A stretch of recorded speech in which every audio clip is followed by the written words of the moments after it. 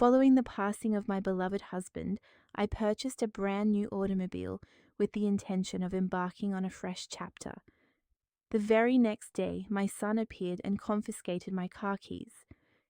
"You have no need for this," he declared, his voice laced with a chill I had never encountered before. "My wife's family and I are departing town tomorrow, and I can escort you to an assisted living community en route." I was rendered immobile, a statue of disbelief. My own child, the very life I had brought into existence, had just informed me that I no longer possessed the autonomy to direct my own existence. Then, as he drove away in my new vehicle, I dispatched a message. Merely 3 words: "Examine the glove compartment."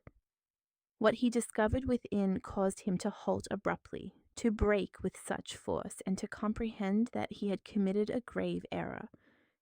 However, for you to grasp my motivations, it is imperative that I recount the entire narrative from its inception. My name is Eleanor, though I am universally known as Ellie. I am 65 years of age. Until 3 months ago, I shared my life with the man I adored. 40 years we spent together, a testament to enduring laughter, shared trials, and the cultivation of a family. My husband was a man of profound integrity, a diligent provider, the sort of individual who is sadly no longer prevalent. His departure left me feeling as though the world had ceased its rotation. Our home transformed into a silent sanctuary of cherished memories. Every nook and cranny evoked his presence, his familiar coffee mug resting on the counter, his preferred armchair, the subtle aroma of his cologne lingering in the bathroom. I was left in that profound quietude, contemplating the remainder of my journey. The initial days were the most arduous. I lacked the will to rise from bed, to partake in sustenance, or to entertain company. Yet one morning, as my gaze fell upon a photograph of us beaming on a vibrant, sun-drenched beach, I heard his voice as if he were standing just behind me. "Ellie," he would often say, "as long as you draw breath, there is a compelling reason to press onward. Do not merely remain stationary, awaiting life to bypass you. Venture forth and embrace it." And he was invariably correct. Thus I resolved to initiate anew. I would not remain confined within that dwelling, enveloped by spectral remnants of the past. I would honor his legacy by truly living. To achieve this, I required the means of transport, the liberty to move. I needed an automobile. Throughout our marital union, we had consistently utilized the same unassuming gray sedan, a vehicle my husband meticulously maintained through sheer resourcefulness and perseverance. Alas, that car departed with him. It ceased functioning a week after the funeral, and the mechanic advised that its repair would exceed the cost of acquisition. Consequently, utilizing the life insurance proceeds and our accumulated savings, I resolved to procure a new vehicle. Nothing ostentatious, nothing showy, merely something dependable, something that belonged solely to me, something that symbolized this fresh start. I visited the dealership on a Tuesday morning. A cordial young salesman, Devin Williams, presented me with various options before my eyes landed upon it. A sleek silver sedan, shimmering beneath the showroom illumination, it was perfect. Compact, easily manageable, and equipped with all the essential safety amenities. Upon entering, I experienced a sensation I had not felt in months. Hope. Devon patiently elucidated every feature, the braking system, the airbags, the warranty. And when he disclosed the price, $8,500, I knew I could manage. The funds were readily available. They were mine, earned through years of arduous endeavor and sacrifice. Every cent that my husband and I had set aside for a future he would not witness, but one I unequivocally would. I finalized the paperwork that very day. The vehicle was registered solely in my name, Eleanor Vance, the sole proprietor. Driving away from the dealership in my new car, Enveloped by the fresh scent of the upholstery and the smooth, gentle purr of the engine, tears welled. They were tears of both elation and sorrow. Elation for taking a step forward, and sorrow for my husband's absence from this milestone. Yet as I navigated my way home, the afternoon sun streaming through the windshield, I knew he would be proud. I understood this was precisely what he would have wished for me. Upon arrival, I parked the car directly in front of the driveway. I remained seated for a moment, simply admiring it. It was exquisite. It was mine. It was my new beginning. I brought the keys inside and placed them on the kitchen counter. Subsequently, I contacted my son, Marcus, to share the news. I desired him to know his mother was coping, that I was demonstrating fortitude, and that I was commemorating his father's memory in the most meaningful way possible. Marcus did not answer, so I left him a message. "My dearest," I began, "I've acquired a new car. I'm so thrilled. Please come over when you can so you may see it. I love you." I concluded the call feeling a sense of contentment, anticipating his delight, expecting him to grasp the profound significance of this event. I was utterly unaware that the following day would irrevocably alter my life. I had no inkling that my own son was on the verge of betraying me in the most reprehensible manner conceivable. I awoke with the early dawn the subsequent morning. The sun had barely begun its ascent, and I was already in the kitchen preparing coffee. I had plans for the day. My intention was to visit the supermarket, then perhaps stop by my friend Serena Jenkins' residence to showcase the vehicle, and possibly, if I felt up to it, drive to the cemetery to pay my respects to my husband and confide in him about my new acquisition. I realize it may seem peculiar to converse with someone no longer present, but it fostered a sense of connection, a feeling of diminished solitude. I was midway through my second cup of coffee when I heard a vehicle arrive outside. Peering out the window, I observed Marcus's car. My heart surged with elation. He had arrived. He had received my message and had hastened to see me, to behold my new car, to share this moment with me. A smile graced my lips, and I hurried to the door. However, upon opening it, that smile froze. Marcus was not alone. Standing beside him was his wife, Tiffany Price. Neither of them wore a smile. There was an unmistakable expression in their eyes, a demeanor that instilled in me a sense of unease, as if I represented a problem they were compelled to resolve. "Greetings, my dear," I attempted, striving for a cheerful tone. "Tiffany, what a surprise to see you both so early.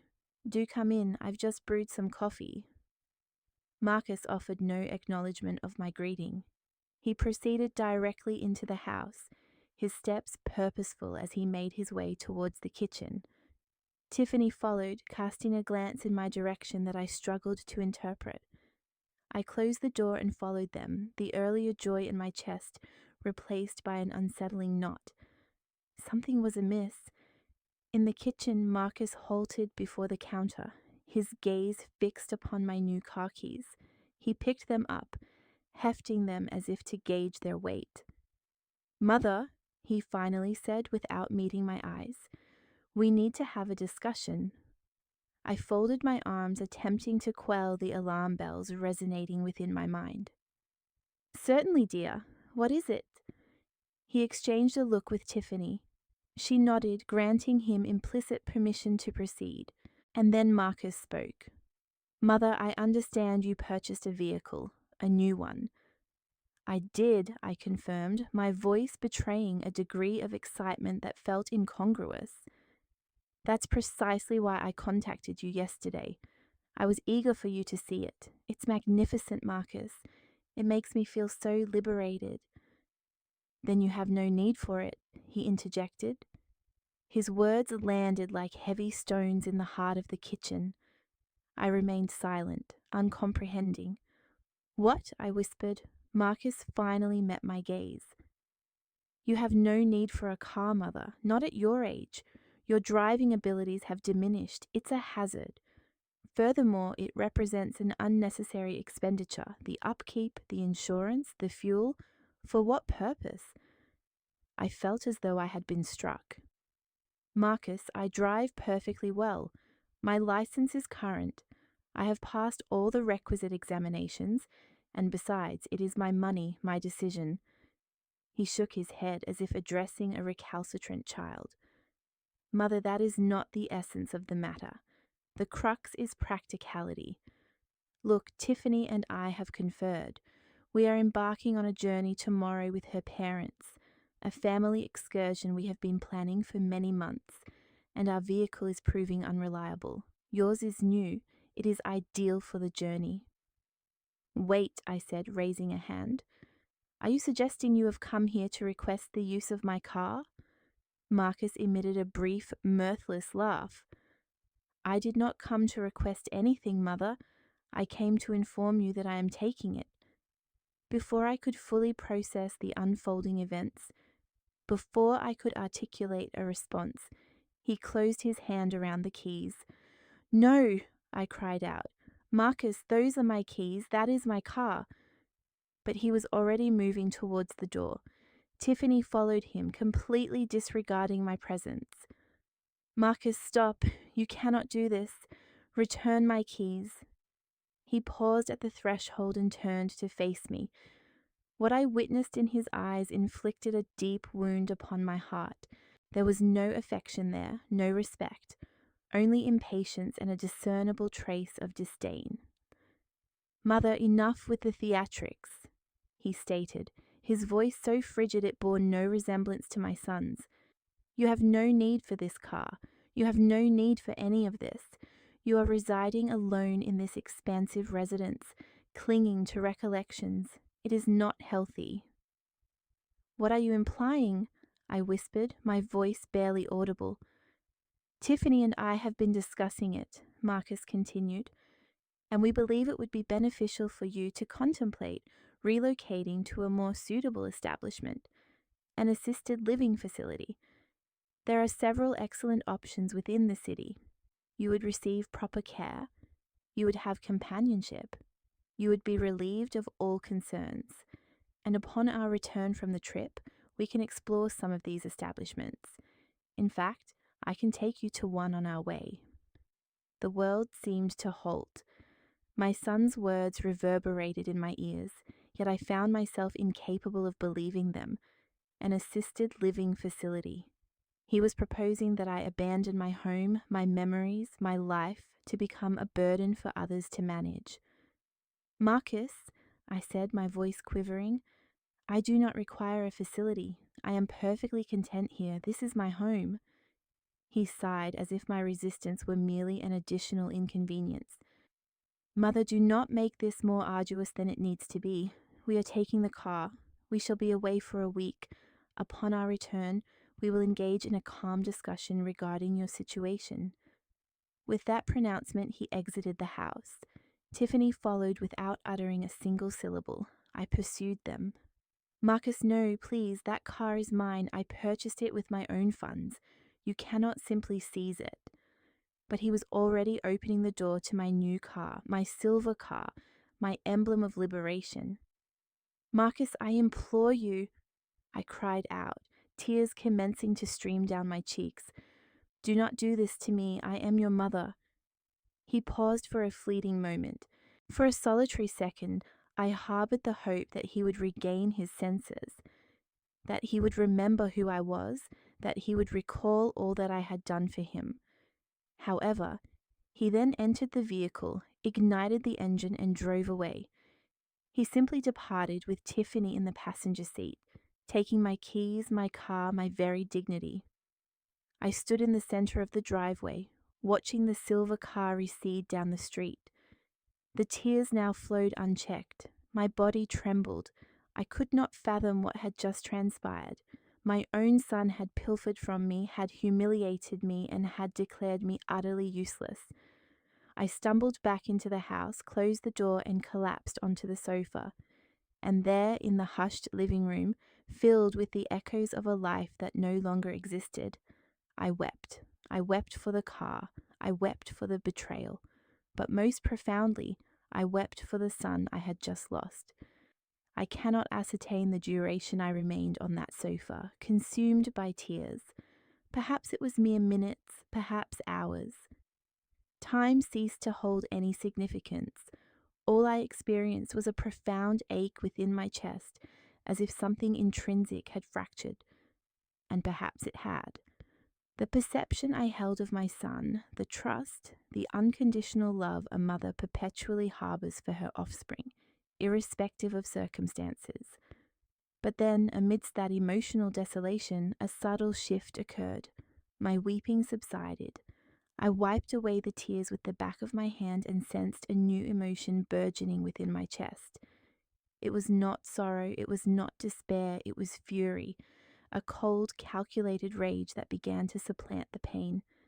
Because as I sat there, I recalled something of paramount importance.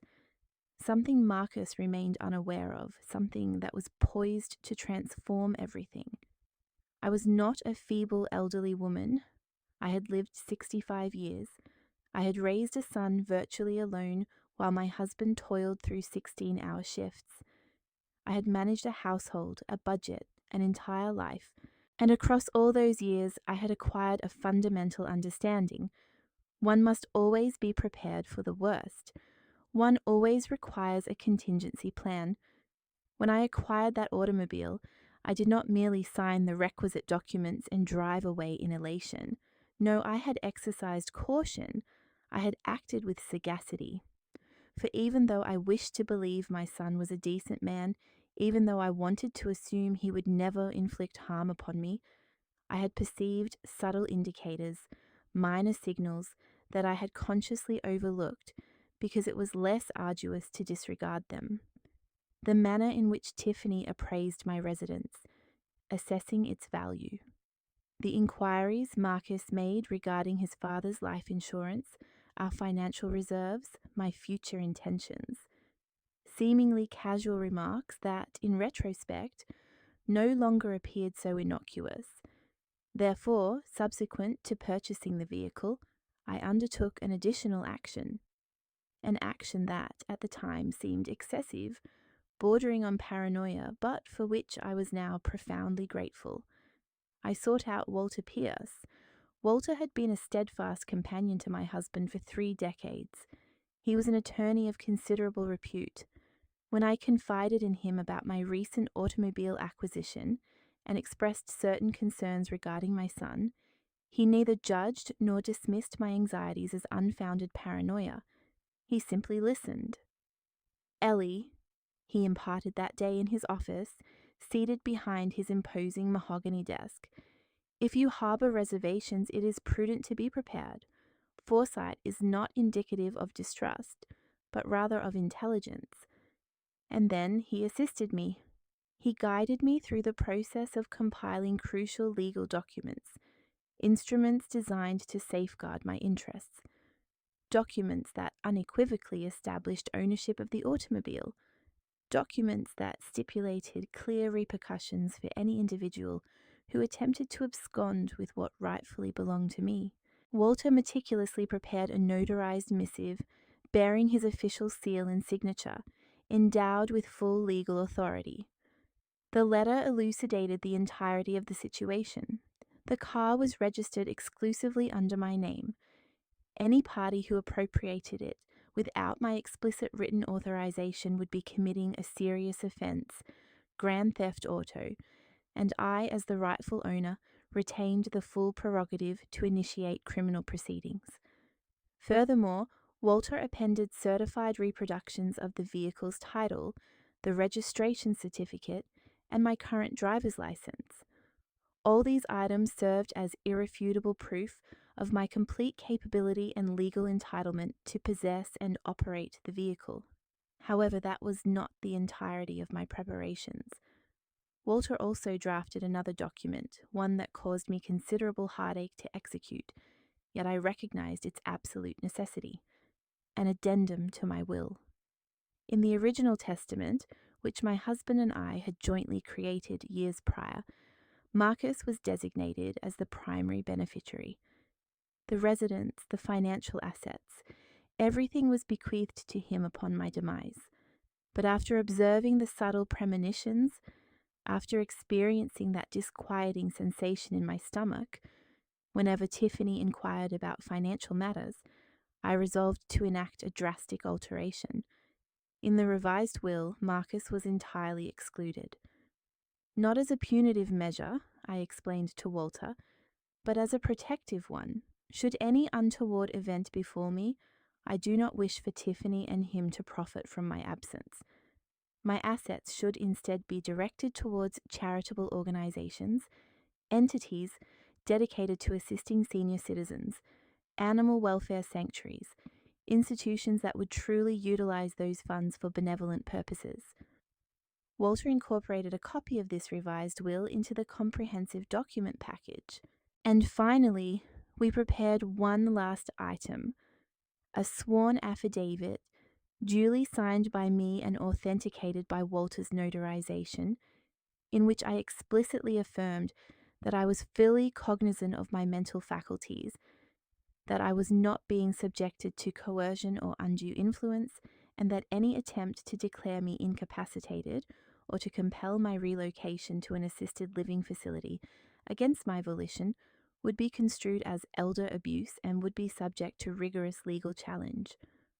Walter also included the findings of a recent medical evaluation, which conclusively demonstrated my excellent physical and mental health. I meticulously placed this entire compilation of documents, this legal bulwark, into a substantial manila envelope.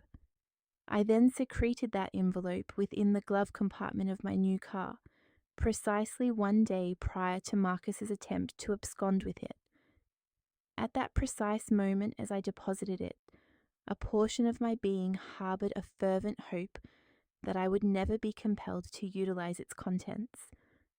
A part of me prayed that my apprehension regarding my son was unfounded.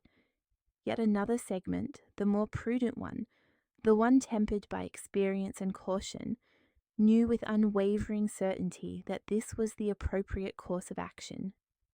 Now, seated upon my sofa, my eyes swollen from weeping, I recalled every detail, and a wry smile curved my lips. Marcus had perceived me as a foolish, antiquated woman. He had assumed he could simply seize whatever he desired, unhindered, and that I would remain passively compliant. He had erroneously concluded that I was weak, easily manipulated, and had entirely surrendered, but he was profoundly mistaken. I rose from the sofa, proceeded to the kitchen, and poured myself a glass of water. I consumed it slowly, observing the transformation of my icy rage into unwavering resolve. I retrieved my mobile phone from the counter and held it for a protracted moment. I was certain Marcus was by now traversing the highway. They were likely en route to Tiffany's parents' residence, situated in another state, a 3-hour journey away. They were probably reveling in their perceived triumph, celebrating their acquisition of a new vehicle for their excursion, acquired without cost. Tiffany was likely extolling to Marcus the ease of their maneuver, the perceived pathetic nature of his mother. I navigated to the messaging application and located Marcus's contact information. My fingers trembled infinitesimally upon the screen. Not from trepidation, not from sorrow, but from a surge of anticipation. I was acutely aware of my impending action. I understood the impact it would inevitably generate. And although the maternal facet of my being experienced a pang of distress concerning what was about to transpire, the other facet, the one that demanded respect and unwavering dignity, recognized its absolute necessity. I typed 3 words, merely 3 words. Concise, direct, yet imbued with a gravitas Marcus could not yet fathom.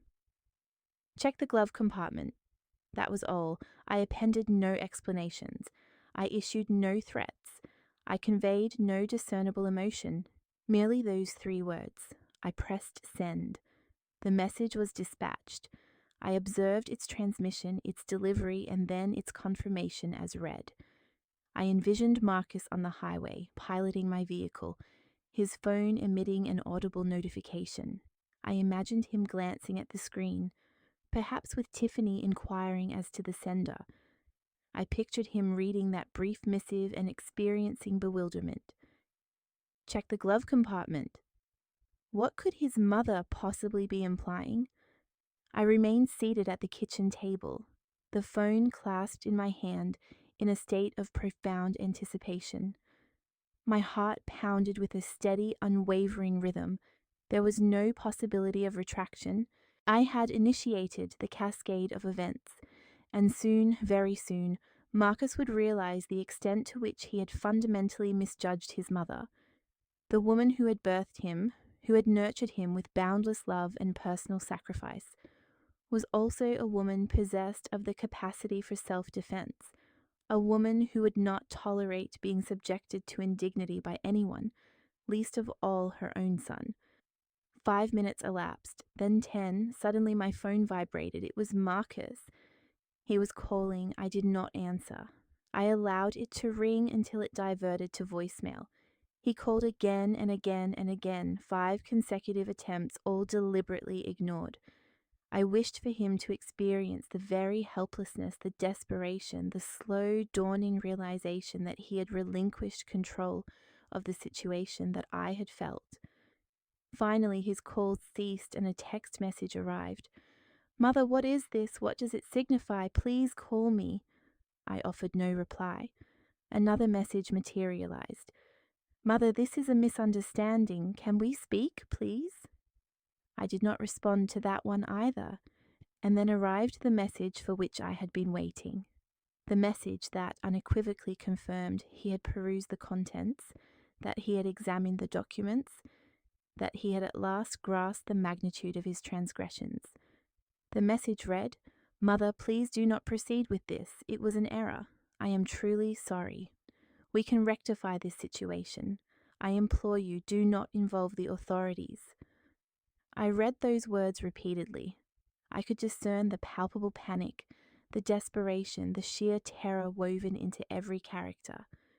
And while a segment of my being, that maternal instinct which never truly extinguishes, felt a tremor of sorrow witnessing my son in such a state, the other segment, the one that had been subjected to profound betrayal and humiliation, experienced a distinct sense of vindication.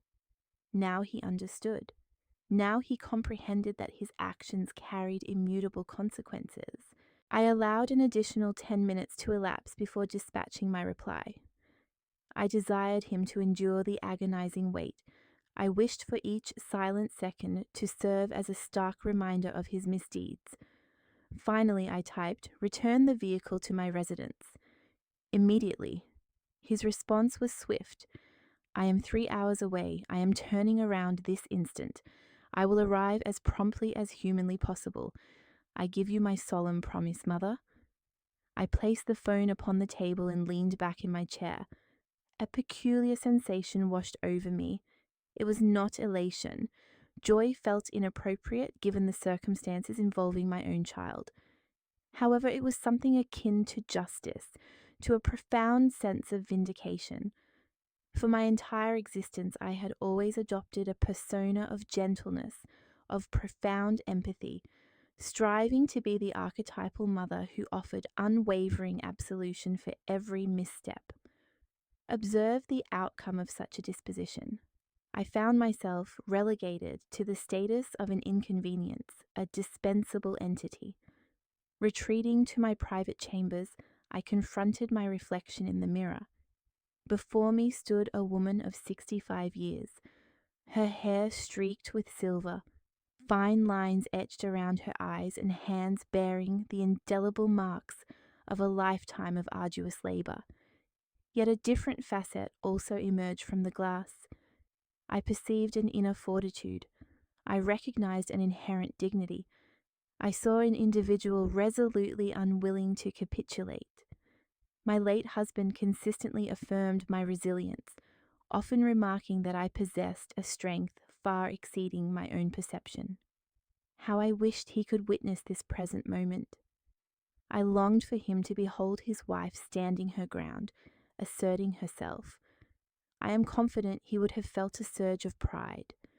I changed my attire, selecting a dress of deep emerald hue, a gift from my husband many years prior. I styled my hair and applied a subtle touch of lipstick. If I was to engage in this critical discourse with my son, it would be with an air of self-respect. I refused to embody the image of a broken woman, the one he had left weeping on the sofa. I would present myself as the woman who had reclaimed command of her own destiny. While I awaited his arrival, I reached for the telephone and dialed Walter Pierce. It was imperative he be apprised of the unfolding situation. He answered on the second ring. Ellie, his voice, a beacon of calm and professionalism, resonated through the receiver. How may I assist you? It's happened, I informed him. My son absconded with the automobile. He discovered the pertinent documents and is en route back as we speak. A pregnant pause ensued on the other end of the line, followed by a discernible sigh. I am so sorry, Ellie. You are correct.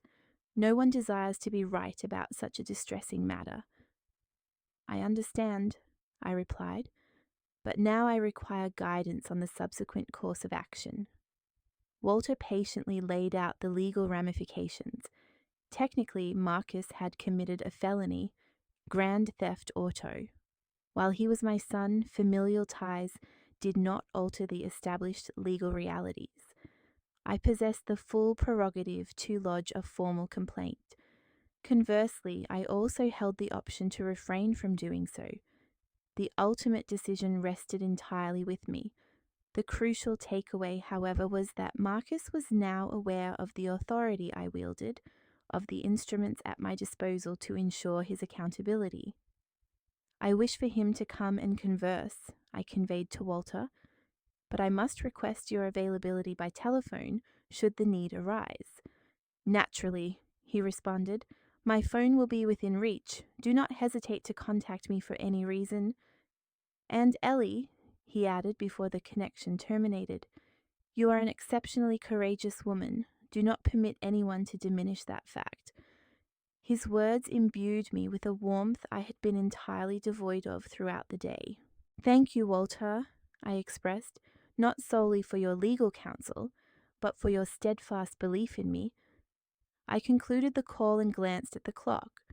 Marcus had stated his journey was 3 hours in duration. This indicated his probable arrival around 5 o'clock in the afternoon. It was scarcely 2 o'clock. I had ample time to fortify my mental resolve, time to meticulously formulate my intended dialogue, time to solidify my determination. I proceeded to the kitchen and prepared a cup of tea, not out of a genuine desire for the beverage, but rather as a means to occupy my hands. I needed a distraction, a way to remain engaged. As the water heated, my thoughts drifted to the countless instances of self-denial I had endured for Marcus's sake. The innumerable sleepless nights during his infancy, the myriad times I had prioritized his needs above my own. The summers I had juggled 2 employment opportunities to finance his desired music instruction. The occasions I had vociferously defended his poor choices to others. For he was my son, and such is the innate inclination of mothers. Subsequently, my mind turned to Tiffany, her entrance into our lives a mere 5 years prior. From the outset, a subtle disquietude emanated from her presence. She displayed no overt malice or rudeness, yet a palpable chill resided in her gaze, a tendency to assess every situation through the lens of financial worth. I distinctly recalled her inaugural visit to my home, her perambulation through the rooms as if conducting a property appraisal, her inquiries regarding the residence's market value, the extent of my savings, and the presence of life insurance. My husband had also perceived this disquieting demeanor. One evening, as we lay in bed, he confided, "Ellie, there's something about that young woman that doesn't sit well with me. I suspect her interest in Marcus is purely financial." I defended my son, attributing my husband's suspicions to paranoia and overprotectiveness. However, he was ultimately correct. My husband possessed an uncanny acumen for discerning character, a trait I should have heeded. Following my husband's passing, Tiffany's demeanor shifted.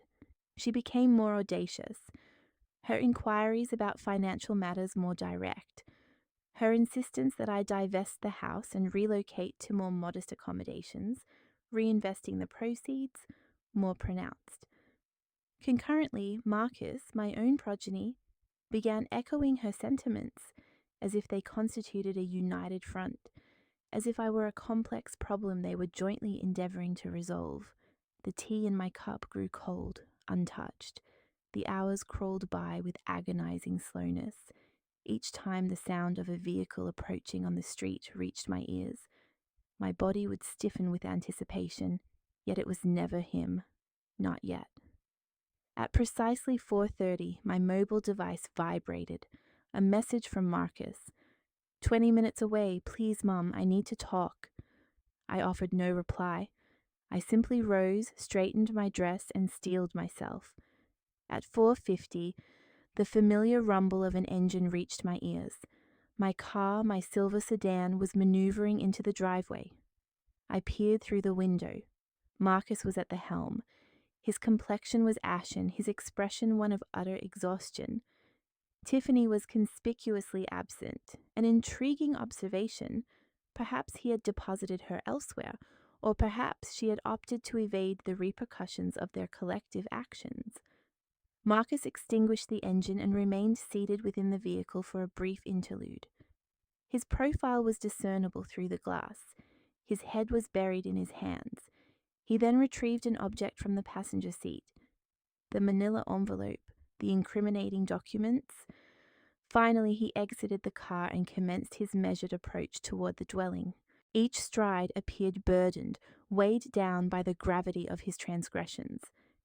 He actuated the doorbell. He eschewed the use of his keys, perhaps as a gesture of deference, or, more likely, out of trepidation. I delayed my response for a few moments, deliberately prolonging his uncertainty. Upon finally opening the door, our gazes locked. His eyes were rimmed with red. He had been weeping. Good, a thought materialized within me. Now he comprehends the sensation. Mom, he commenced, his voice quivering. I raised a hand, signaling him to halt. Enter, I instructed, my tone devoid of warmth. Not out here. He nodded and stepped past me, clutching the envelope in one hand and my keys in the other. We proceeded in silence toward the living area. I gestured toward the sofa. Be seated. He complied as a chastised child would. I took my place in the armchair opposite him, within the very same room where I had shed tears mere hours earlier. However, a transformation had occurred within me. I was now firmly in command. Marcus deposited the envelope and the keys upon the coffee table positioned between us. I have perused the entire contents, he finally stated. Mum, I had no inkling you had such comprehensive preparations. I crossed my arms. And what does that alter, Marcus? Does the fact that you were unaware of potential repercussions render your actions permissible? He shook his head vehemently. No, absolutely not. What I did was wrong, profoundly wrong. I acknowledge this. Then articulate it for me, I implored, leaning forward. Explain precisely what was wrong with your conduct. I wish to hear you vocalize it. He swallowed with evident difficulty. I appropriated your vehicle without authorization. That constitutes theft, and I uttered egregious statements to you, words of unforgivable severity regarding the assisted living facility. I cannot fathom my state of mind. You were not contemplating the implications, I interjected. Or rather, you were indeed contemplating. You were convinced your mother was a gullible elder, ripe for manipulation, someone you could treat with utter disdain. Marcus's tears began to flow freely. No, Mum. No, I love you. You are my mother. It was Tiffany who suggested it. he stammered, abruptly halting his confession, realizing the magnitude of his admission. Ah, I mused, leaning back in my chair. So the instigation originated with Tiffany, naturally. It is invariably Tiffany's suggestion, is it not, Marcus? And what are you then? A 42-year-old man incapable of independent decision-making, allowing your spouse to exert control over you as if you were a mere puppet? Marcus's head snapped up. It is not thus, Mom. I make my own choices. Then elucidate your motivations for this course of action, I challenged. Why did you arrive at my residence, abscond with my keys, and inform me that I had no need for my own automobile, that I should be consigned to an assisted living facility? Were those your utterances, Marcus? They originated from your lips, not Tiffany's, yours. He wiped his tears with the back of his hand. You are correct. You are entirely correct. I possess no justification. I can only express my profound regret, acknowledge my grievous error, and assure you it shall never recur. An error? I repeated, my gaze not meeting his. You term this an error? Errors are inadvertent, Marcus. A misstep is an error. Forgetting a date is an error. But what you perpetrated was deliberate. It was meticulously planned. You arrived here with the explicit intention of pilfering something that belonged to me. I turned to face him, my focus extending beyond the mere automobile. You sought to seize my dignity, my autonomy, my inherent right to direct the course of my own existence. You endeavored to confine me to an institution as if I were a piece of obsolete furniture designated for disposal. Mum, please, he implored, permit me to rectify this. Allow me to mend this situation. I will do anything, absolutely anything. Anything, I reiterated. Very well then. Provide an answer to this query. Where is Tiffany presently situated? Marcus averted his gaze. I left her at her parents' residence. Upon reviewing the documents with me, upon realizing you possessed the legal recourse to incarcerate me, upon discovering you had amended your will, she became incandescent with rage. She declared me an imbecile, asserting I had irrevocably jeopardized everything. Ah, I acknowledged, nodding slowly. So her ire stems not from the distress she inflicted upon me, but rather from the forfeiture of her potential inheritance. Marcus offered no verbal response, his silence serving as a definitive affirmation. I returned to my chair and resumed my seat. I require you to comprehend a fundamental truth, Marcus. I largely raised you single-handedly. Your father labored 16-hour days to provide us with a comfortable existence. Consequently, the responsibility of feeding you, of changing your diapers, of attending to you during nocturnal disturbances fell squarely upon my shoulders. I was present at all your school functions, assisted you with your academic pursuits, and defended you against the bullying of your peers. My voice faltered momentarily, yet I persisted. I undertook employment in 2 capacities for years on end, ensuring you could attend a reputable educational institution, acquire fashionable attire each season, and never be wanting. And when your aspirations turned toward music studies, despite your father and I advocating for a more pragmatic discipline, I offered my unwavering support. I even liquidated jewelry inherited from my own mother to finance your tuition, for such is the essence of motherhood. We surrender our all for our children. Marcus was now openly weeping. I know, Mom, I know, and I have never adequately expressed my gratitude. I have been an abysmal son. And following your father's demise, I continued, my voice tinged with pain, when I was consumed by profound grief, functioning barely beyond a rudimentary level, grappling with the existential void left by the absence of the love of my life. Where were you? You attended the funeral. You remained for 2 days, and then you resumed your own life. You abandoned me to navigate this desolate house.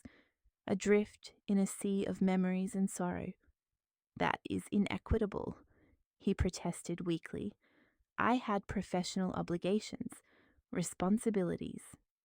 We all bear responsibilities, Marcus. However, when those you hold dear require your presence, you make arrangements. And I was not anticipating you to relinquish your life for my sake. I merely sought a modicum of compassion, a semblance of consideration, a periodic telephone inquiry regarding my well-being. But no, for 3 months I heard little from you, until yesterday when I contacted you to share news of my new automobile, and instead of rejoicing in my good fortune, you appeared here with the intent to pilfer it. He concealed his face in his hands. I am a monster, a complete and utter monster. You are not a monster, I countered. You are a man who made profoundly misguided decisions, a man who allowed himself to be unduly influenced by an inappropriate individual, a man who has forgotten his origins. But you possess the capacity for change, should your desire be genuine. Marcus looked up, his eyes filled with a desperate plea. Yes, I wish to change. I solemnly swear I do. Tell me what I must do. Firstly, I stated, you must definitively ascertain what holds greater significance for you, your wife or your mother, for allow me to elucidate with absolute clarity. As long as you remain associated with Tiffany, as long as she exerts her influence over you, I cannot extend my trust. I cannot permit your presence in my life, knowing that every utterance you direct towards me, every action you undertake, is filtered through her. You cannot demand that of me, Marcus, he implored. She is my wife. I love her. You profess love, I repeated, yet you perpetrated this transgression against me. Perhaps your conception of love is fundamentally flawed, Marcus. It is imperative that you re-evaluate the true meaning of affection. For love is not about acquisition, it is about bestowal. It entails respect, it is about protection, and you demonstrated none of these qualities today. I rose and retrieved the envelope from the table. These documents retain their validity. The testament remains in effect. The report pertaining to Grand Theft Auto can be filed at any juncture within the ensuing year. For the present moment, I shall refrain from taking any action, but consider this a sword suspended above your head, a perpetual reminder that your deeds carry consequences. Marcus also stood. Thank you, Mum. Thank you for abstaining from contacting the authorities. Thank you for granting me a second opportunity. Do not extend your gratitude prematurely, I cautioned him, for this is your sole opportunity. Should you ever again exhibit a lack of respect towards me, should you ever deign to treat me as less than a human being, should you attempt to manipulate or control me in any manner whatsoever, I shall unequivocally employ these documents, and I will not merely disinherit you from my will, I will hold you legally accountable for your actions today. He nodded repeatedly. I understand. I pledge it shall not transpire again. There is one additional stipulation, I added. I require you to seek therapeutic intervention on an individual basis, not couples counseling. You must endeavor to comprehend the underlying reasons for allowing the situation to unfold. Why you permitted Tiffany to persuade you to treat your own mother in such a manner. You must engage in personal introspection before you can meaningfully resume your role as a dutiful son.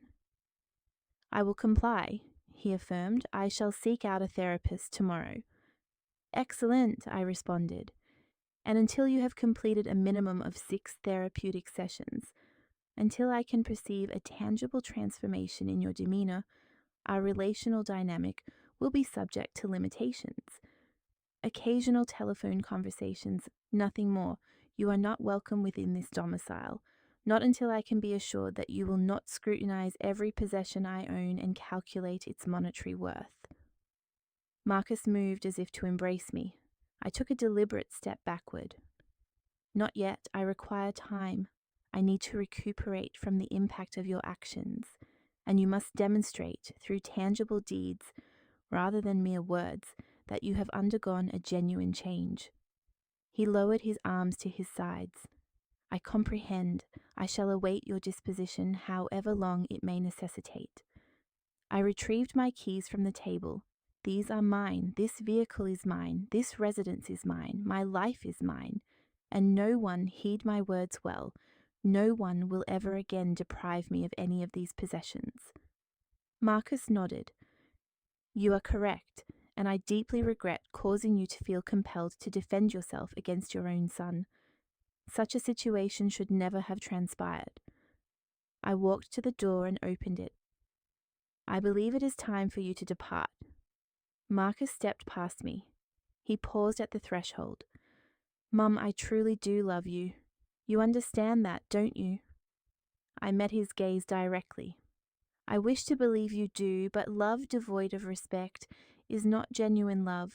Marcus, it is merely a rhetorical flourish individuals employ to rationalize their aberrant behavior.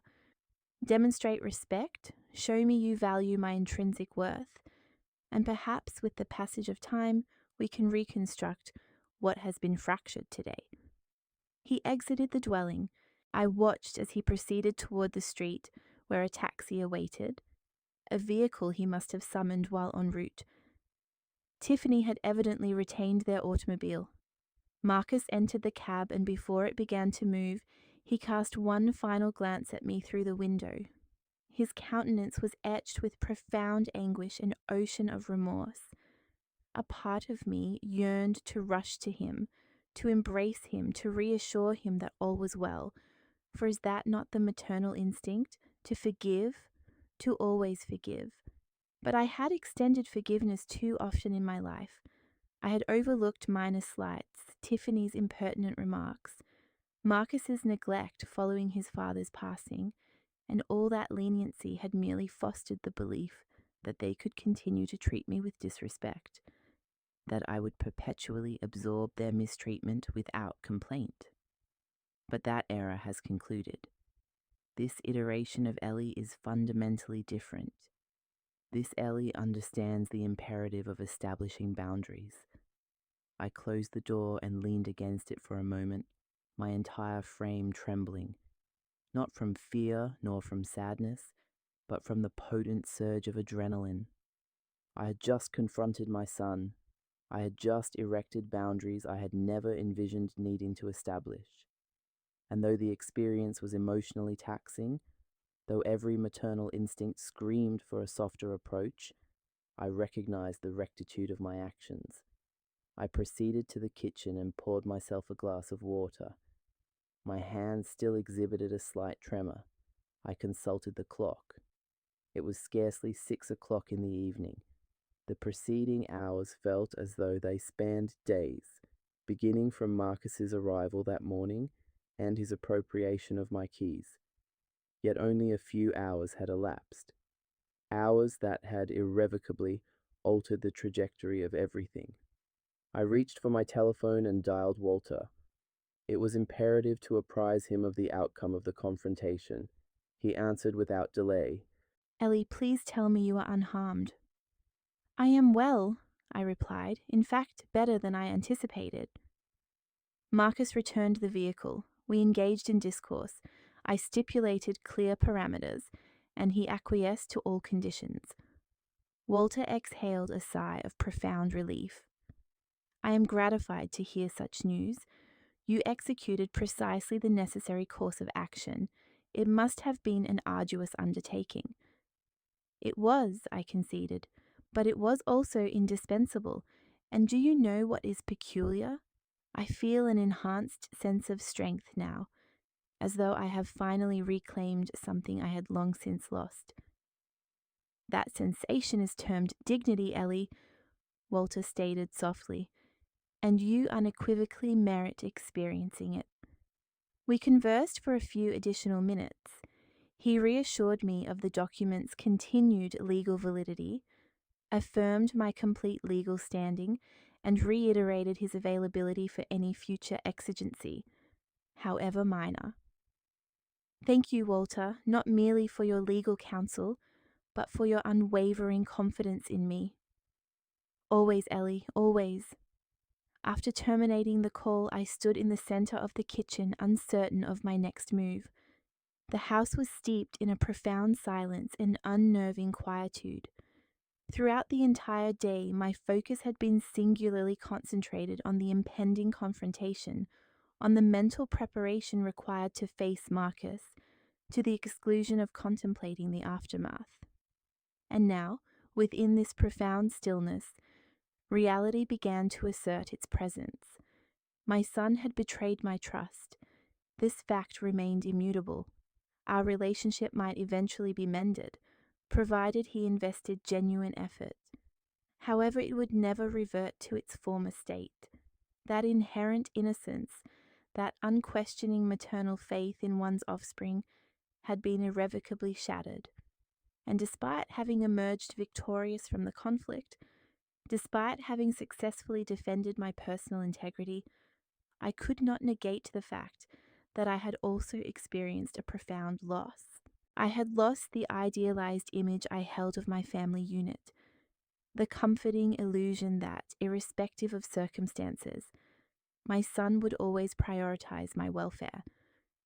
I settled into a chair at the kitchen table, and for the first time in many hours, I permitted the tears to flow unreservedly. Yet these tears were distinctly different. They were not the tears of humiliation or despair that had flowed that morning. They were tears of profound grief. I was mourning the disintegration of the familial bond I believed existed with my son, the imagined tableau of our family, the identity of the mother I once was, the one who perpetually extended forgiveness, predicated on the misguided conviction that such was the embodiment of love. I wept for an extended period, and when I finally wiped away the traces of my tears, a peculiar sense of peace pervaded me, for simultaneously I was releasing something significant. I was relinquishing unrealistic expectations, the burdensome need for an unblemished existence, the ingrained belief that if only I was sufficiently virtuous, sufficiently loving, sufficiently self-sacrificing, my son would inevitably ascribe value to my presence. Now I understood that this burden was not mine to bear. I had fulfilled my maternal obligations. I had raised him with commendable guidance. I had bestowed upon him love, education, and a moral compass. If he chose to disregard these fundamental tenets, if he elected to permit Tiffany to transform him into a person unrecognizable to me, that decision was his, not a reflection of my inadequacy. I rose and cleansed my face. Subsequently, I proceeded to my bedroom and retrieved a container from my closet that I had consciously avoided since my husband's passing. It was a repository filled with letters, correspondence he had penned to me over the years, for birthdays, anniversaries, or simply as spontaneous expressions of affection. My husband was not effusive in his verbal declarations, yet his written words possessed a profound eloquence, and within those letters he consistently reminded me of my inherent strength, my capabilities, and my intrinsic value. I selected one at random and perused its contents. It read, "My dearest Ellie, there are moments when I perceive your self-doubt, and it causes me considerable distress, for I witness what remains obscured to you.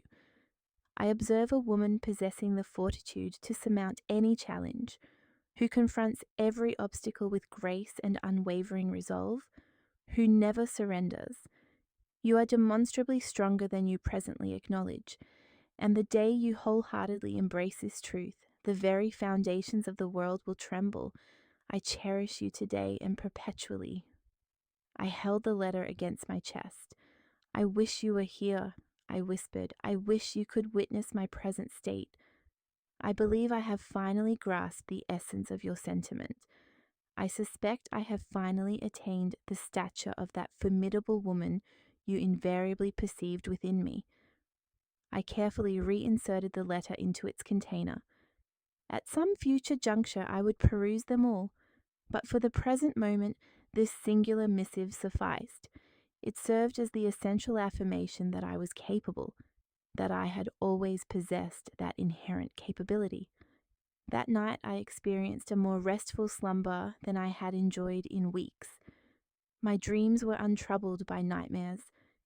I had not awakened with tears, a stark contrast to the many nights since my husband's passing. Instead, I slept deeply, thoroughly.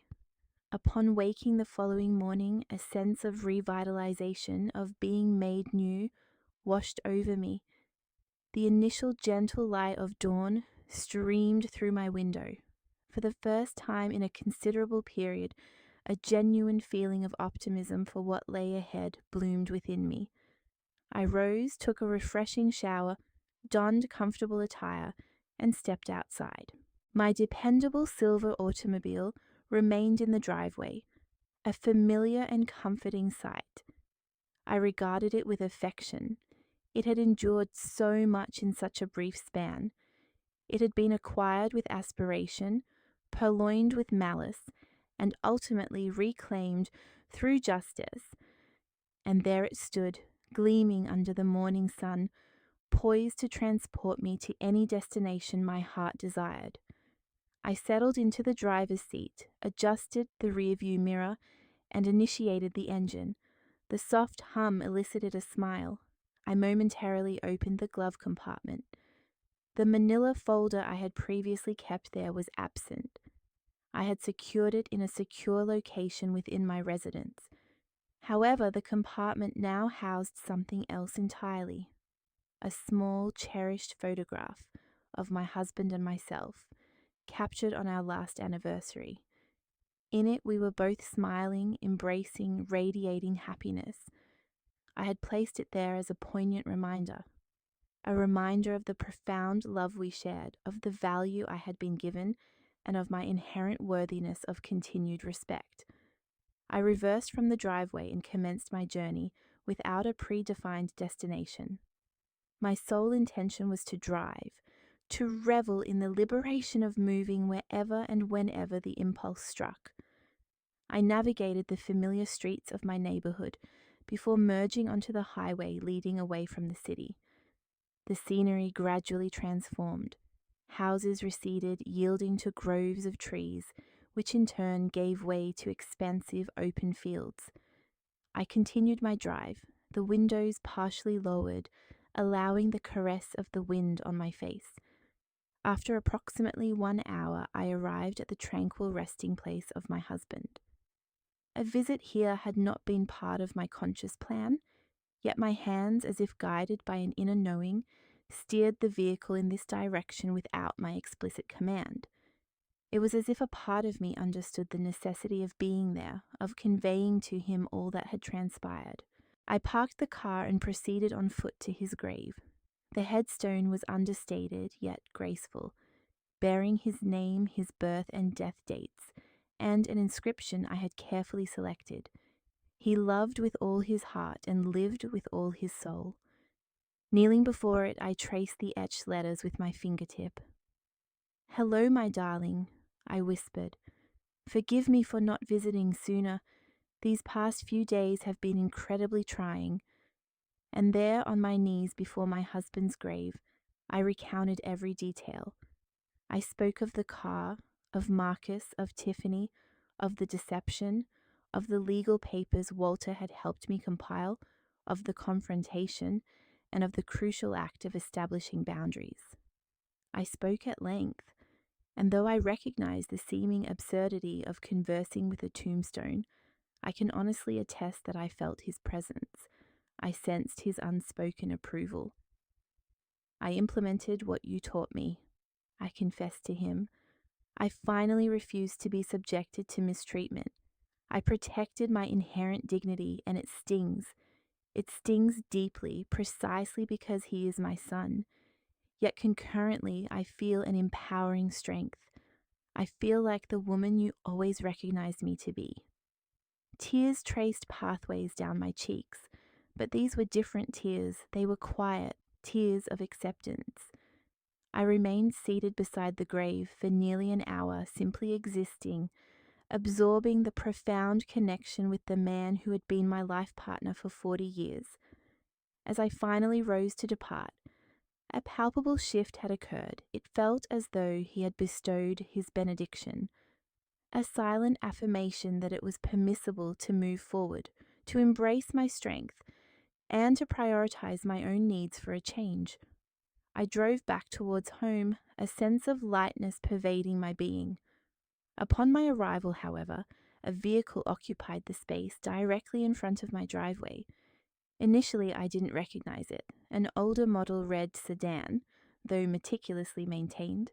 Then my gaze fell upon the figure seated on my porch steps. Tiffany. My daughter-in-law was there, awaiting my return, and judging by the expression on her face, her visit was far from an apology. I parked my car within the driveway and paused for a moment, steeling myself mentally. This encounter was unexpected. I had presumed that following the events involving Marcus, Tiffany would maintain a respectful distance.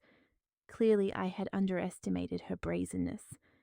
I inhaled deeply, gathered my handbag, and exited the car. As I approached, Tiffany rose from the steps. She was dressed in jeans and a coral-hued blouse. Her hair was impeccably styled, her makeup flawless, yet there was an unnerving coldness, a calculating glint in her eyes that prompted me to halt several feet away. "Tiffany," I addressed her, my voice deliberately neutral. "I wasn't anticipating your presence here." "We need to talk," she responded, her tone strained and tightly controlled. "About what?" I inquired, although the answer was already forming in my mind. She folded her arms across her chest.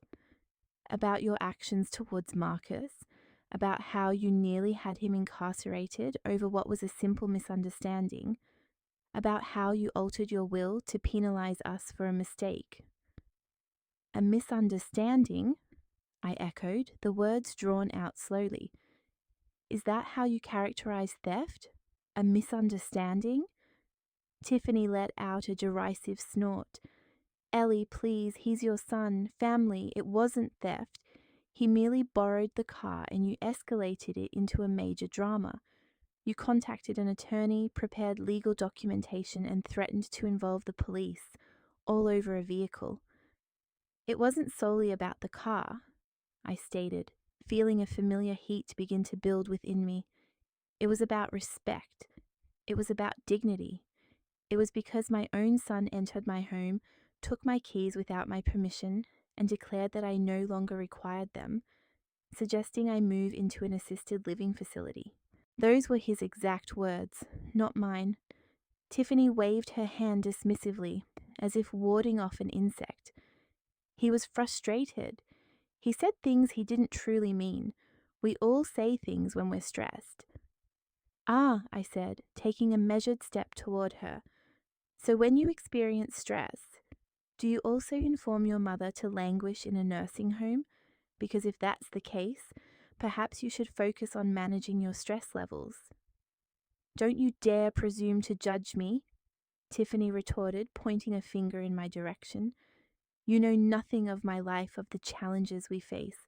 Marcus and I are experiencing significant financial strain. We required that vehicle for our journey. My parents were prepared to assist us financially, but our ability to reach them was contingent on that trip, and you selfishly denied us." I let out a laugh, a hollow, mirthless sound. "Selfishly? I was selfish for preventing you from appropriating my car? The car I purchased with my own hard-earned money, the car that symbolizes my autonomy.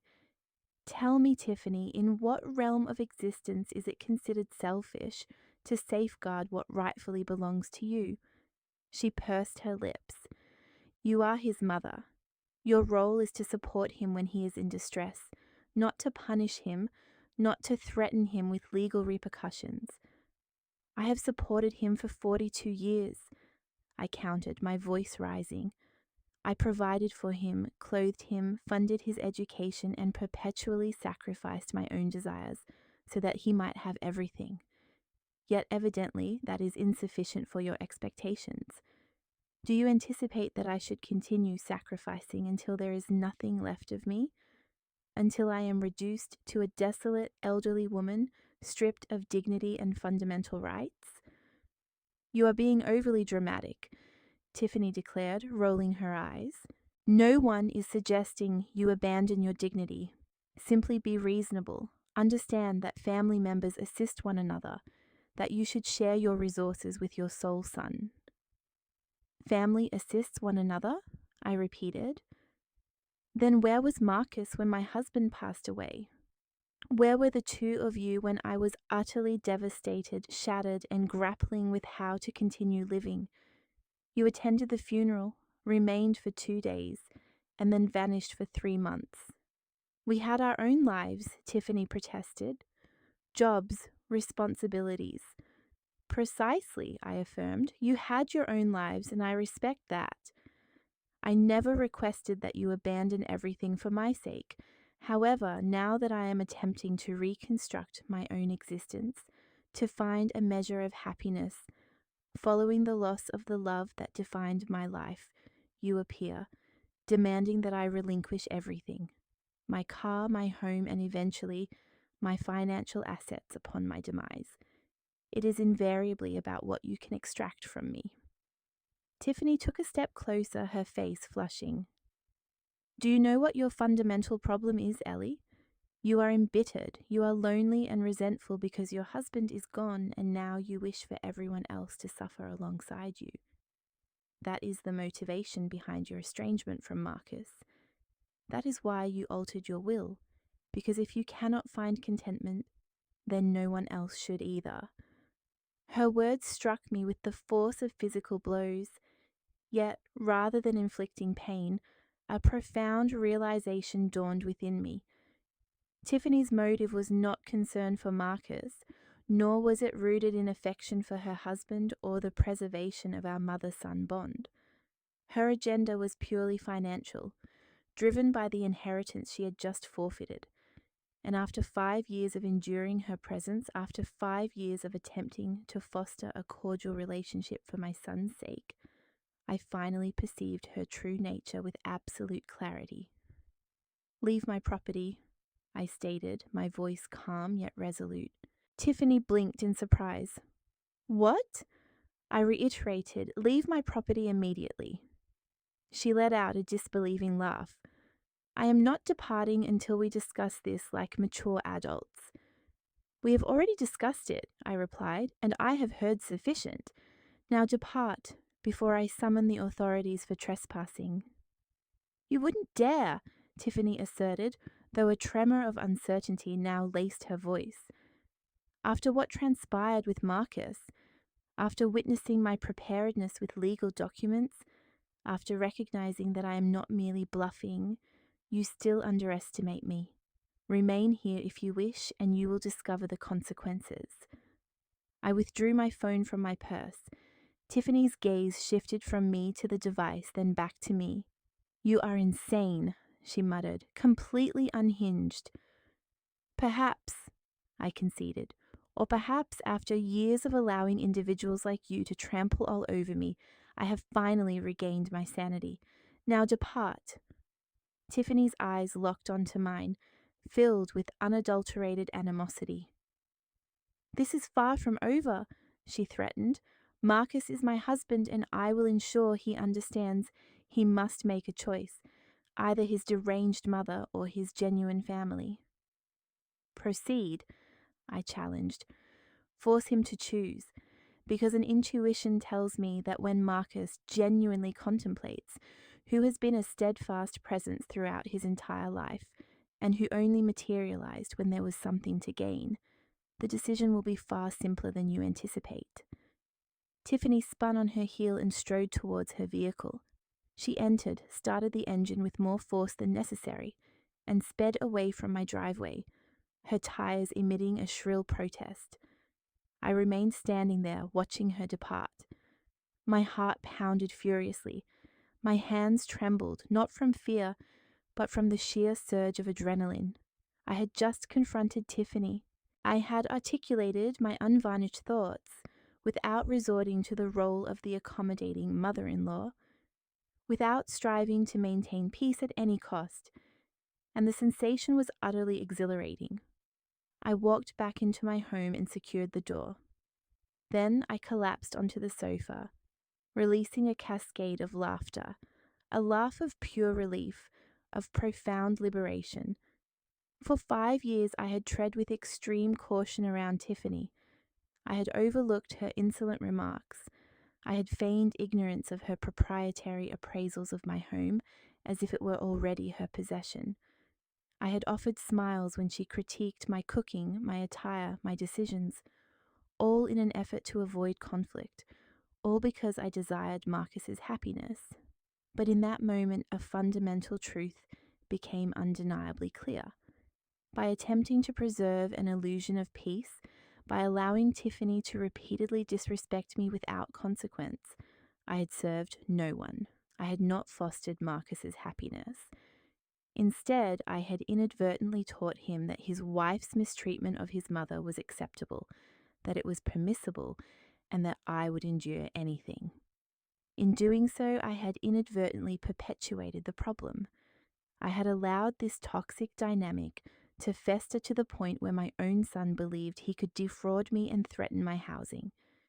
That evening, seated in my living room, I made a resolute decision. No more placating, no more prioritizing the needs of others to the detriment of my own well-being.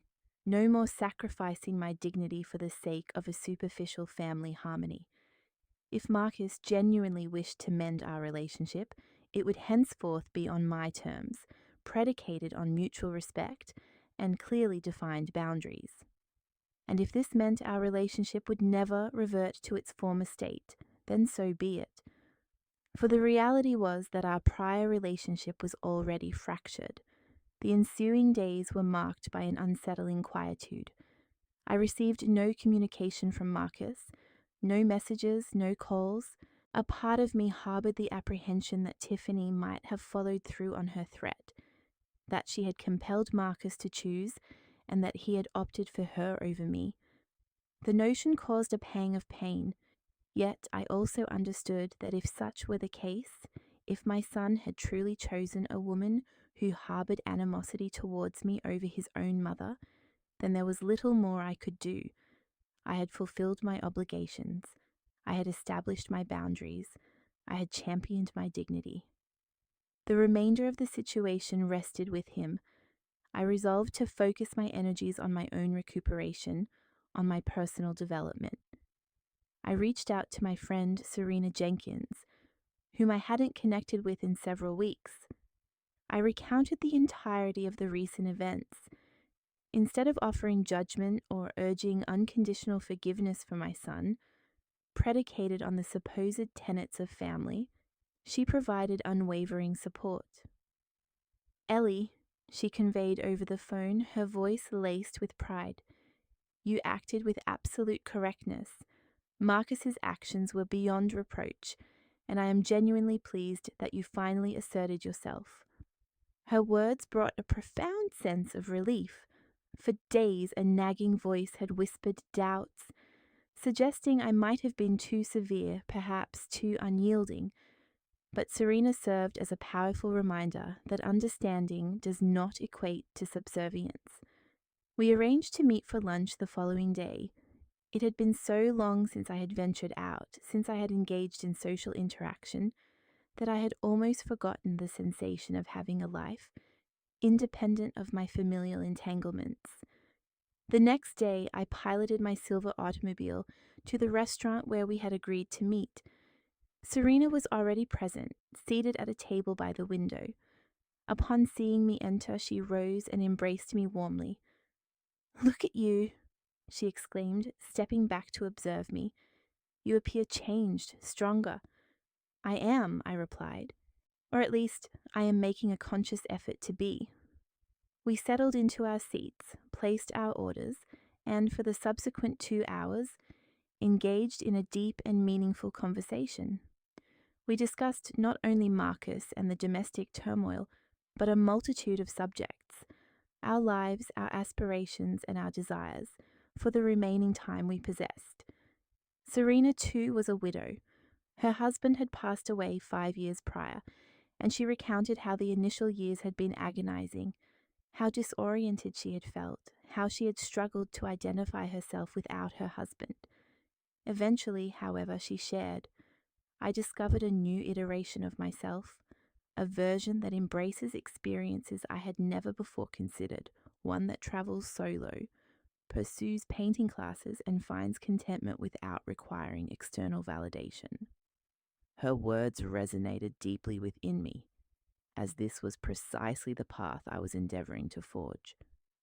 The discovery of a new version of myself, one independent of my roles as wife or mother, a version possessing its own distinct interests, dreams, and identity. Serena, I began, I need to ask you something. Go ahead, she responded.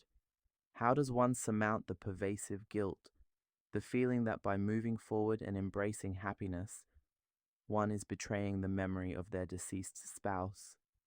Serena reached across the table and took my hand. Ellie, our husbands loved us, and because of that profound love, the very last thing they would have desired is to witness us frozen in time, existing as mere specters in our own lives. My husband, before his passing, literally made me promise that I would continue to live, that I would find joy again, and that I would not squander the years that remained by perpetually mourning those we shared. She paused, then added, and I am certain your husband would have conveyed the same sentiment to you. She was absolutely correct. My husband had articulated this very sentiment in the letters I had preserved, and in our conversations concerning mortality and our wishes for each other should one of us depart first. He had made me pledge to persevere, to keep progressing, and I was now honoring that solemn vow. Thank you, Serena. I truly needed to hear that. You are most welcome, she replied with a smile. And now let us shift our focus to more exhilarating matters. What are your plans for this newfound freedom you possess? The question caught me somewhat off guard. I hadn't truly contemplated it. I had been so consumed with navigating the complex situation involving Marcus that I hadn't considered what lay beyond it. What did I wish to pursue now that I had my vehicle? Now that I possessed mobility? Now that my life was, in essence, my own again? I'm not sure, I admitted. I've never been particularly adept at planning things solely for my own benefit. Serena smiled. Then let us commence this very moment. What is something you have always yearned to do, but have never accomplished due to being perpetually occupied with caring for others? I pondered for a brief interval. I have always longed to witness the ocean at sunrise. My husband and I often spoke of taking a trip to the coast someday, but there was always some intervening circumstance. Work, responsibilities, Marcus. And then he fell ill, and our opportunity simply evaporated. Serena tapped the table firmly with her palm. Perfect! Then that is precisely what you shall do. You will drive to the coast, you will behold the sunrise over the vast expanse of the ocean, and you will do so for yourself. Not as a tribute to your husband, not out of a sense of obligation, but because you genuinely desire it, because you are deserving of experiencing something of profound beauty. The prospect evoked a mixture of apprehension and excitement. The nearest shoreline was a 5-hour journey away. It would necessitate driving alone, potentially staying in a hotel, and managing all aspects independently without any external support. Yet simultaneously, another realization dawned upon me. This was precisely what I required. I needed to demonstrate to myself my own capabilities, my self-sufficiency, and my freedom from reliance on Marcus or anyone else for survival. I am going to do it, I declared, my convictions solidifying with each utterance. I am traveling to the coast this weekend. Serena clapped her hands together. That's my girl, and I expect photographic evidence. I want proof that Ellie is finally living life for herself.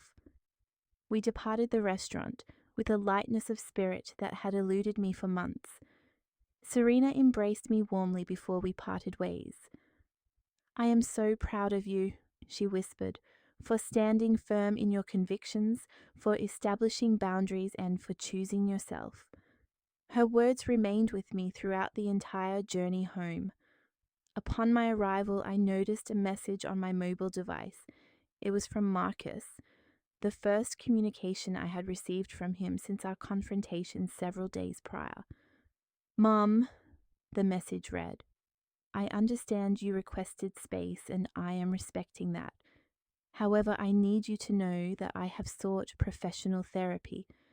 I completed my initial session. It was challenging, but undeniably necessary. I am actively working on myself. I am striving to comprehend how I allowed matters to escalate to such a degree. I do not anticipate your immediate absolution. I simply wish for you to be aware that I am making an earnest effort. I love you." I read the message multiple times. A portion of me urged an immediate response, a desire to express my pride in him and my gratitude for his seeking help. However, another part, the part that had wisely cultivated caution, advised patience. Words are readily expressed. Sustained actions over time are the true indicators of change. Consequently, I simply placed the phone aside without replying. This was not an act of punishment, but rather a necessity for me to witness tangible, enduring transformation, exceeding mere words. That evening, I commenced the meticulous planning of my coastal excursion. I perused numerous hotel options online, ultimately discovering a quaint, welcoming establishment offering ocean views. The photographic representations depicted a modest, yet impeccably clean lodging, perfectly suited for my requirements. A single room was priced at $150 per night. I possessed the financial means, and for the very first time in my existence, I intended to allocate funds towards myself without a trace of guilt. I reserved the room for Friday night. This would afford me ample time to arrive before dusk, rest adequately, and then awaken early to witness the sunrise. Upon confirming the reservation, I experienced a surge of exhilaration that had been absent for years. Anticipation, hopeful expectation, and pure, unadulterated joy at the prospect of undertaking an endeavor exclusively for myself, something that could not be taken away, something that was entirely and unequivocally mine. The days preceding my departure were dedicated to meticulous preparation. I conducted a thorough inspection of my vehicle, ensuring its optimal operational condition. I replenished the fuel tank. I packed a modest suitcase with comfortable apparel, a suitable jacket, as coastal mornings could be rather cool, and my vintage camera. I was determined to capture that specific moment, to possess tangible evidence that Ellie, at 65 years of age, had rediscovered the courage to embrace life anew. On Friday morning, I awoke early, a blend of nervousness and excitement coursing through me. I carefully placed my suitcase into the car. I verified that my mobile device was fully charged, that I had my driver's license and credit card, and all other essential items.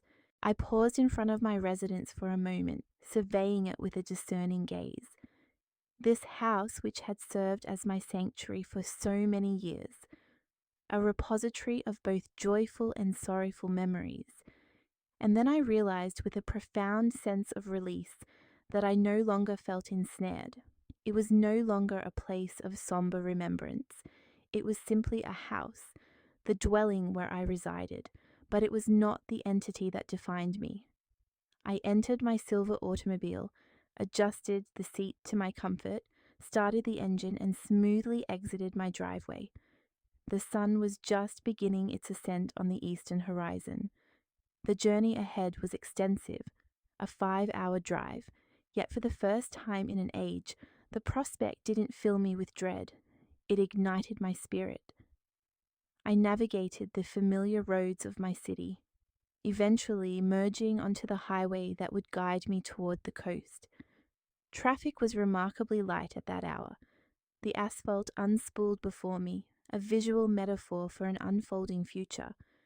I tuned the radio to a station playing familiar melodies, tunes my late husband and I used to share. Instead of tears, a gentle smile graced my lips. I wasn't fleeing from cherished memories. I was carrying them with me, honoring them through the act of living. Midway through my drive, I pulled into a service station. As I refueled my vehicle, an older woman approached. She too was traveling solo. We exchanged a knowing glance, a silent acknowledgement shared by women who have navigated similar life stages. She inquired about my destination. "The coast," I replied, "to witness the sunrise." "How lovely," she mused. "I'm traveling alone as well. It's quite liberating, isn't it?" "Indeed," I confessed, "more so than I anticipated." Our brief exchange concluded and we parted ways. However, that fleeting encounter sparked a profound realization. I wondered how many women, much like myself, were embarking on similar solitary journeys.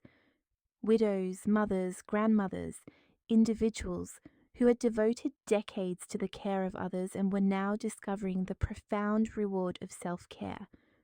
Women reclaiming their autonomy, their inherent worth, their right to exist beyond the societal molds they had inhabited. The understanding that I was not alone in this was a source of immense strength. I reached my hotel around 3 in the afternoon. The establishment was precisely as depicted in its online profile, charmingly compact, perfectly situated overlooking the beach. The front desk attendant, a young man named Andre Scott, greeted me with genuine warmth. "Welcome, Miss Vance. Your room is prepared. It offers a splendid ocean vista." Accepting the key, I ascended to my accommodations. The moment I opened the door, the invigorating scent of the sea embraced me. The windows stood ajar, allowing the gentle ocean breeze to flow freely. I placed my suitcase on the floor and stepped out onto the balcony. The panorama was simply magnificent. The boundless ocean stretched to the horizon, its waves rhythmically caressing the shore. Seabirds danced in the air above the water, while the descending sun began to paint the sky in hues of amber and rose. I stood there, hands resting on the railing, simply breathing, simply existing. And in that moment I experienced a sensation I hadn't felt in months. Peace, a profound and true sense of tranquility. That evening I dined alone at a quaint establishment near the hotel. I ordered the freshest catch of the day, accompanied by a glass of crisp white wine. The server, observing my solitary state, politely asked if I was awaiting company. "No," I responded, "I'm enjoying my own company, and it's quite perfect this way." He offered an approving nod. "Sometimes the most wonderful companion is oneself." He spoke the truth. Throughout the meal, a feeling of contentment, not loneliness, permeated my being. I savored each morsel, each sip, unburdened by the need to attend to another's comfort. Following dinner, I strolled along the shoreline. The moon, nearly full, cast a silvery luminescence upon the water. My bare feet sank into the cool, yielding sand. The ocean's murmur was utterly mesmerizing. For nearly an hour I walked, lost in thought, reflecting on all that had transpired. My husband, Marcus, Tiffany, the person I had been and the woman I was becoming. And then a significant understanding dawned upon me. Anger had dissipated. Resentment had vanished. I had established my boundaries, defended my dignity, and now I was able to release the past. The embrace of rage had only served to inflict pain upon myself. I returned to the hotel around 10 o'clock that evening, setting my alarm for 5 the following morning. I intended to be on the beach before dawn. I lay in the hotel bed, the distant lullaby of the waves lulling me into a deep, undisturbed slumber. No troubling dreams, no waking tears, just peaceful sleep. When my alarm chimed at 5, I rose feeling refreshed and revitalized. I dressed quickly in warm attire, gathered my camera, and departed the hotel. The beach was deserted at that early hour. The sky was still cloaked in darkness, though the faintest hint of light was beginning to grace the horizon. I found a comfortable spot in the sand, settled down, and waited. Gradually, imperceptibly, the sky began its magnificent transformation, from inky blackness to a deep navy, then to hues of violet, followed by soft pinks, and finally the sun ascended from the ocean's embrace, a fiery orb of orange that illuminated everything in its path. It was the most breathtaking spectacle I had ever witnessed.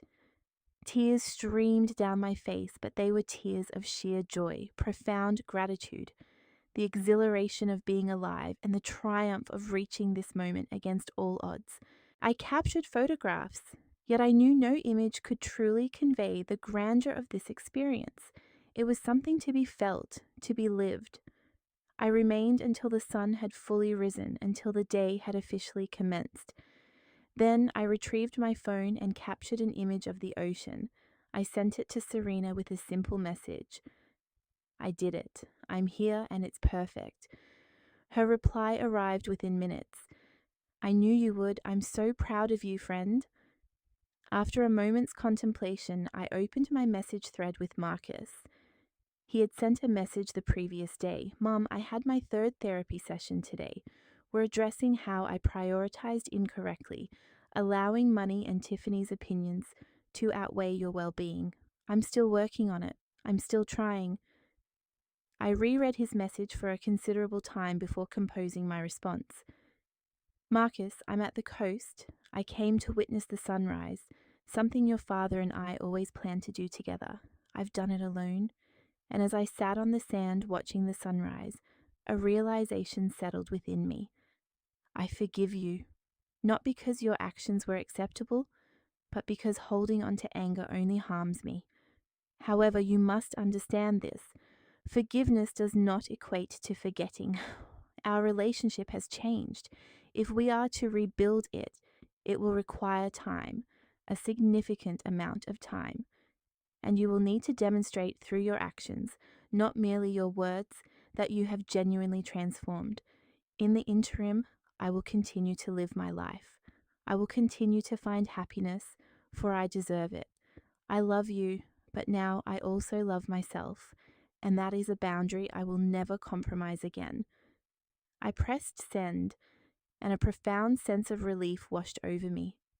The future of my relationship with Marcus remained uncertain, as did the possibility of reclaiming a close bond. Yet I knew I had made the right choice. I had articulated my terms, placing my own needs on par with everyone else's, a revolutionary act for me. I lingered on the beach until 8 in the morning, then returned to the hotel, enjoyed breakfast, packed my belongings, and began the drive home. However, the woman who embarked on this journey was not the same one returning.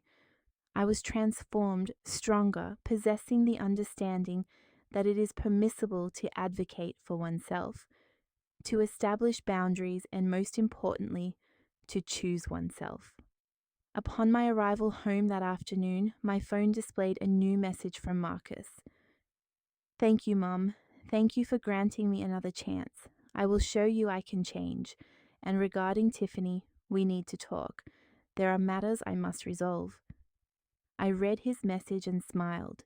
Its exact meaning remained somewhat elusive, but it carried a hopeful undertone, suggesting that Marcus was finally awakening to a clearer perspective. Yet even if he didn't, even if he chose to remain with Tiffany and continue on that path, I would be all right. I had discovered a fundamental truth. My son's approval was not a prerequisite for my happiness. I didn't require external validation.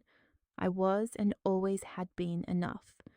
That evening, while sipping tea in my living room, I surveyed my surroundings, the furnishings chosen with my husband, the photographs adorning the walls, the tangible reminders of a life richly lived.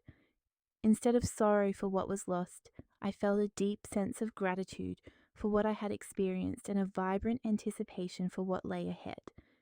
This was not an ending, but the commencement of a new chapter, one where I was the central figure, making my own decisions, living life entirely on my own terms. Sometimes justice manifests not in grand gestures of retribution, but in quiet acts of self-preservation. The establishment of boundaries, the reclamation of dignity, and the profound understanding of one's own worth, refusing to be diminished by others. My son had taken my car, assuming my acquiescence, believing me weak, underestimating my resolve. What he discovered in the glove compartment was not merely legal documents, but the unvarnished truth. His mother possessed a strength he hadn't fathomed, that actions had consequences, and that respect is not a matter of negotiation, but an absolute necessity. Now, as I drive my silver car through the city streets, the wind in my hair and the sun on my face, I know I made the right choices. I defended my dignity. I set boundaries. I reclaimed my life. This is Ellie, and after 65 years, I have finally learned to live for myself. Did you find my story compelling? From which city are you listening? Let's connect in the comments section. If this narrative resonated with you, your support through a super thanks would be invaluable, enabling me to continue sharing similar stories. Thank you sincerely for your kind support. I eagerly await your thoughts on the story. On your screen, you'll find 2 new life stories that I highly recommend. My channel offers a wealth of additional content. Please consider subscribing. Until our next life story, with affection and respect,